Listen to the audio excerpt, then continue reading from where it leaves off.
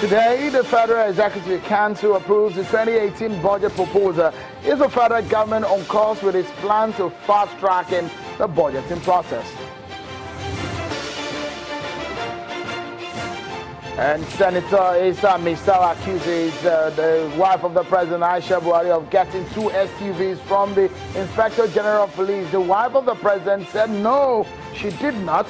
The IGP again said the senator's allegations are baseless. Who is saying the truth?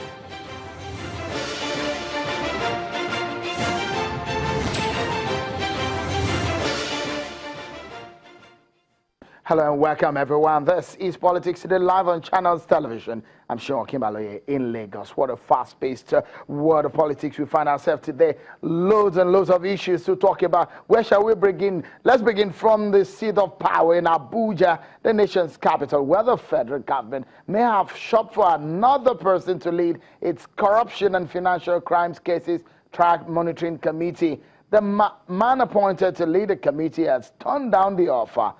The Chief Justice of Nigeria and Chairman of the National Judicial Council, Justice Walter Onoren, confirmed the resignation of retired Justice Aisha Salami as chairperson of that committee. Justice is not taking the job, but some of his colleagues had actually vouched for him. In fact, the chairman of the Presidential Advisory Committee Against Corruption, Professor Aisha, believes Justice Salami is a good fit for the job, but he has a reservation. Take a listen. I think the appointment of Justice Salami is perfect. It is the best choice possibly. But supporting him should be people who have not been involved in corruption cases, defending high-profile cases of corruption. And I think the former president of the NBA have been very much involved in this. And their orientation is to defend those charged with corruption, and there are some who actually still have cases going on, which will result in conflict of interest. So I think that there's a need for a rethinking. That's one of the edition of the program on the 8th of October 2017, where Professor Aisha has pointed all these out. But look at what is playing out. The justice was appointed chairperson of the Corruption and Financial Crimes Cases Trial Monitoring Committee by the NJC in September, years after he left office as the president of the appeal court under controversial circumstances. Well, now, if there is a name that has come up a few times in the last few days, is Abdulrasheed Maina and the issues of the recall and the scandal. It is that of another man whose name has also been mentioned, the Interior Minister, Abdurrahman Dambazau.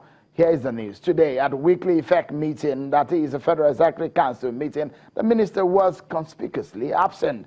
But the Attorney General of the Federation and the Minister of Justice, Abubakar Malami, and Head of the Civil Service of the Federation, Mrs. Wilfred Oyoita, who were also mentioned in the matter, were actually at a meeting.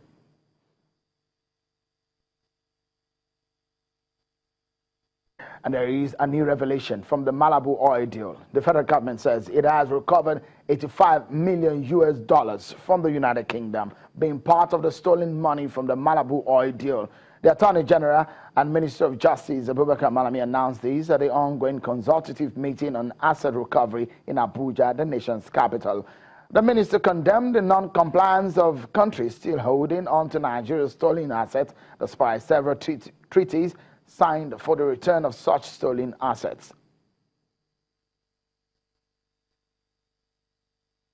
And quickly now to some updates coming. Senator Aisha Misau, of course, you know that man, a federal lawmaker. And his allegations against the Inspector General of Police, Ibrahim Idris, is not new. He's even answering questions of a statement he's made in the past in the courtroom. What is new is the name is added to the list of those he's accusing of corruption. The senator from Bauchi said the wife of the president, Aisha Buhari, got 2 SUVs as gifts from the police boss. So on that allegation, Senator Misau has got his response. It was in a tweet of 7 words. And this is from the wife of the president, Aisha Buhari. She said, and I quote, I'm still using my personal cars. Okay. That's not all. The IGP also replied to the senator. He said, the allegations are baseless and absolutely untrue. This reply is not contained, is contained rather in a press release. Let me take an excerpt of that release. I quote now.